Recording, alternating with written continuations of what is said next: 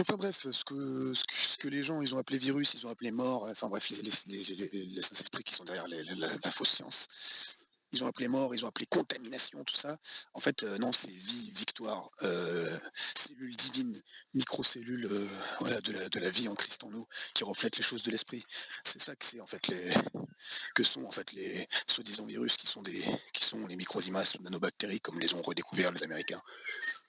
Voilà, c'est absolument rien à voir, comme je le dis souvent.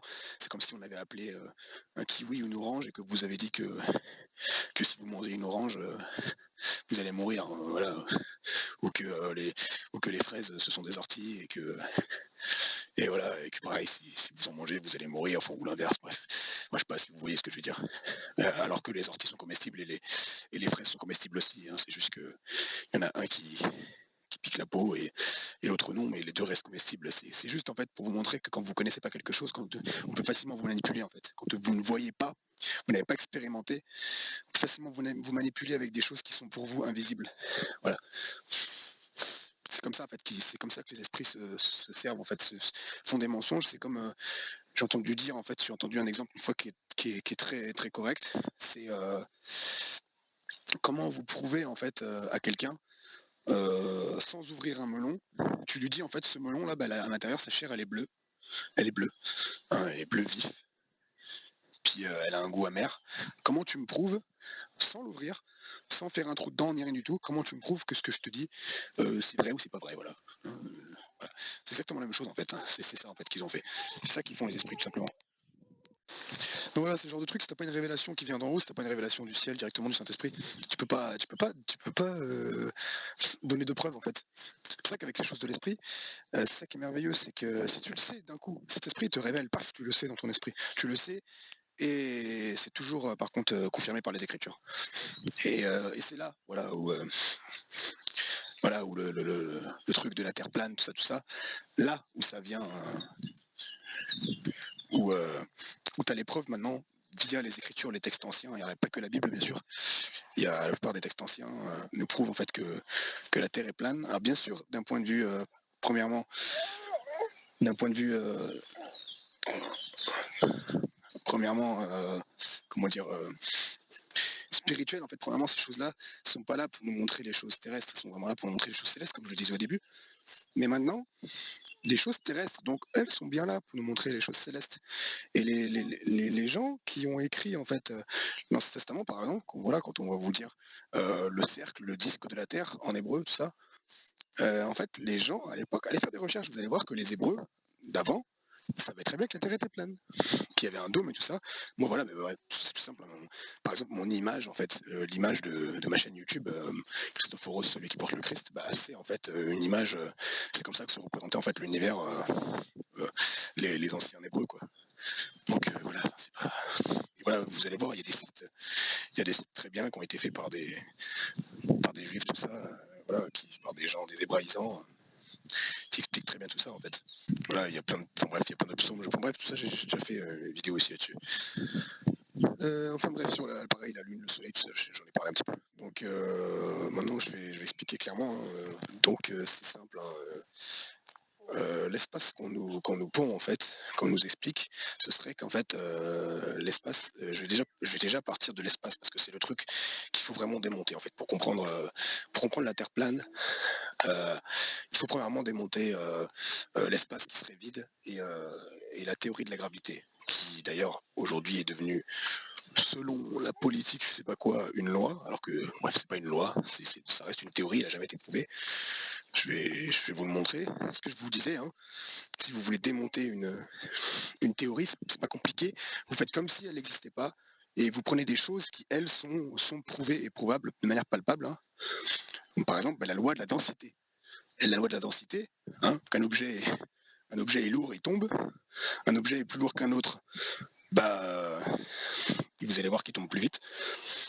Hein, ça c'est le mensonge, hein, les gens qui vont vous dire ouais, non, non mais si, mais fais des tests et mets ta vidéo au ralenti et tu verras que bref, tu verras que tu as des objets qui tombent plus vite que d'autres.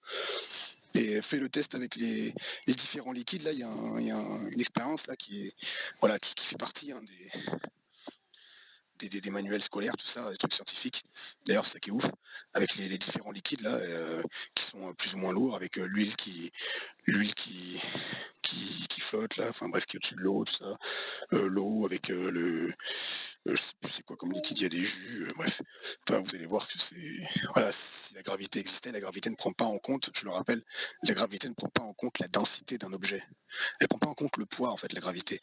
Ça veut dire que, normalement, si la gravité existait, les oiseaux ne pourraient pas voler, on ne pourrait pas sauter, les insectes ne pourraient pas léviter. Parce que je le rappelle, les insectes ne volent pas, ils lévitent. Ça aussi, par exemple, c'est un petit truc, voilà. Je vais déjà parler, mais...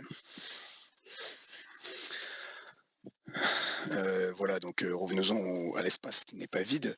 Voilà, tout simplement parce que le vide a une force gigantesque. C'est un des trucs qui a la plus grande force. Voilà. Par contre, le vide, lui, il existe. Enfin, en fait, il n'existe pas, le vide, il existe partiellement. Mais le vide partiel, en fait, a une force monstrueuse. Parce qu'en fait, comme certains le disent, la nature n'aime pas le vide. Moi, je préfère dire le Dieu n'aime pas le vide, en fait. Et il remplit tout. Parce qu'en fait, c'est tout. Tout doit être rempli, parce qu'il est tout en tous, en fait. L'esprit, Dieu, tout-puissant, est tout en tous, et même le naturel, en fait, veut toujours, en fait, tend toujours à refléter les choses du ciel. C'est pour ça, en fait, que, par exemple, dans les Écritures, en fait, c'est pour ça que le Seigneur, il vous a donné des exemples terrestres, comme la montagne de Sion. Qui, en fait, la montagne de Sion, ça reflète quoi? Ça reflète le royaume de Dieu, en fait. Voilà. On va vous parler de l'Église, en fait, comme une femme, parce que Jésus-Christ étant venu, voilà, étant homme, en fait, le père, voilà, c'est homme, l'autorité, homme. Du coup, son épouse, c'est la femme. Vous voyez, c'est une femme. Ouais, mais l'Église, elle n'est pas composée que de femmes. Elle est composée d'hommes et de femmes, en fait. Terrestres. Enfin, célestes, en l'occurrence. Mais qui sont dans leur corps, dans des corps terrestres. Donc voilà, voilà, tout ça est comme ça, en fait. Le soleil, tout ça, c'est voilà. Le soleil, c'est voilà, c'est le feu. Enfin, bon, bref, c'est pareil, c'est pas du feu, vraiment. Voilà, donc allez voir des vidéos donc, sur la force du vide et vous verrez pourquoi donc l'espace n'existe pas, tout simplement parce que s'il existait, s'il serait vraiment véritablement vide comme on le dit, on serait tous aspirés vers l'extérieur. Peu importe l'eau de gravité ou pas l'eau de gravité, c'est tellement fort en fait qu'on serait tous aspirés vers lui en fait. Parce qu'en fait, comme je vous dis, Dieu n'aime pas le vide, la nature n'aime pas le vide. C'est comme ça, c'est une loi en fait. C'est une loi, tout doit être rempli, c'est comme ça. Quand vous, je sais pas comment, quand vous faites ben, en fait, c'est pas compliqué, c'est avec un aspirateur qu'on le prouve. En fait, en anglais, un aspirateur, on dit vacuum cleaner, ça veut dire qu'il nettoie par le vide. Vacuum, c'est le vide en anglais. C'est pour ça que l'anglais, je le rappelle, c'est vraiment une langue qui est codée par rapport à la vraie science. Elle est vraiment codée avec des mots-clés comme ça. Et en fait, voilà, si. Je vous mettrai une vidéo en description d'un gars qui a fait le test avec un. Il a voulu prouver justement, lui, il voulait prouver justement que l'espace existe. Il a pris une petite voiture avec un ballon là, et une paille là, et puis il gonfle le ballon, et puis après il relâche l'air pour que voilà, la voiture elle avance. Il met ça sur une petite plaque en bois là. La voiture elle avance, et après il fait le test avec un aspirateur où il aspire l'air en fait derrière le ballon. Et en fait, alors il le met mal au début, ça fonctionne pas, mais au bout d'un moment en fait il y a quelques fois en fait où il le fait.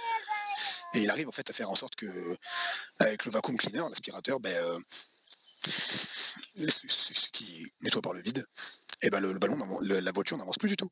Parce que en fait, ça fait le vide, en fait, ça aspire toute l'air qui normalement est là pour propulser le ballon. C'est exactement pareil avec les fusées.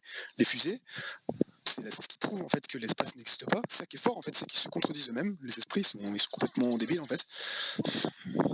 La science, en fait, la vraie science les contredit, parce qu'en fait, les fusées ne pourraient pas avancer dans l'espace. Pourquoi? Parce que les bateaux avancent sur l'eau, il y a un support, les voitures avancent sur la route, les avions, ils avancent sur l'air, et les fusées, eh ben, elles avancent sur rien. Donc elles peuvent pas avancer en fait, parce que c'est le vide en fait. Ça voudrait dire qu'elles seraient tout le temps, ça serait constamment aspiré, leur propulsion serait constamment aspirée, donc elles pourraient pas avancer. C'est pour ça que toutes les fusées, quand vous regardez des tests de fusées, elles partent toujours en courbe. Au bout d'un moment, elles partent tout droit dans le ciel, et après, elles font toujours une courbe, et elles sortent, elles vont dans les nuages, et on sait pas trop où elles vont. Et voilà, allez voir des vidéos comme ça, vous allez voir, c'est très fort. De toute façon, la plupart des tests de fusée, comme par hasard, se finissent en crash. Et là, ils fonctionnent pas, et voilà. Puis comme par hasard aussi, il y a des astronautes qui devraient être morts, qui ensuite ont été retrouvés vivants, tout ça. Enfin, bref, du n'importe quoi. Ouais, tout ça pour montrer que le vide n'existe pas. Donc voilà, ça c'est la première chose que je viens de démonter, très simplement. Donc j'ai démonté au même titre donc la gravité tout simplement. Voilà, c'est rien de compliqué, hein. L'évolution, rien de compliqué non plus à démonter. Il y a des mathématiciens sur internet, voilà, font n'importe quoi, des livres, bref. Des mathématiciens qui en 2 minutes vous démontrent la théorie de l'évolution, hein, il n'y a rien de compliqué, c'est vraiment enfantin en fait, hein. Voilà, la théorie de l'évolution va vous dire que à un moment donné dans l'évolution, je dis une bêtise, mais les chats sont devenus des chiens. Bon, c'est pas exactement ça, mais disons que par exemple les rats, voilà, en fait, les poissons sont devenus des amphibiens. En fait, vous n'avez pas, vous n'avez aucun animal sur Terre, aucun être vivant sur Terre qui a en fait qui a toutes les facettes en fait, qui a tous les, comment dire, qui a toutes les évolutions, vous n'avez pas un animal qui a 5 doigts et après un autre animal qui a 5 doigts mais un peu plus court, un peu plus court, ensuite un autre animal qui a, qui a 5 doigts mais encore un peu plus court, ensuite un autre animal qui a 4 doigts, ensuite un autre animal qui a 4 doigts mais un peu plus court, ensuite un autre animal mais... En fait c'est ça en fait la théorie de l'évolution qu'on nous pond, hein. C'est ça que les gens ne comprennent pas en fait. Ou alors un animal qui a un organe qu'un autre lui il n'a pas, que l'autre il n'a pas encore 2 organes de moins, que voilà en fait vous pouvez pas en fait. Moi comment j'ai découvert que ce qui m'a amené à Christ aussi, c'est un frère qui m'a montré des vidéos. C'est sur des vidéos qui expliquaient justement sur le flagelle bactérien, j'en ai déjà parlé, ou qui montrait clairement en fait que le flagelle bactérien, il a un moteur pour sa queue qui est semblable au moteur des bateaux, des moteurs hors bord, qui ne fonctionne que si toutes les pièces sont assemblées ensemble. Un moteur, en fait, il ne peut pas fonctionner si une pièce manque. Il va y avoir des gros dysfonctionnements ou pas fonctionner du tout. C'est exactement pareil en fait avec les corps vivants. C'est pareil, c'est la même chose.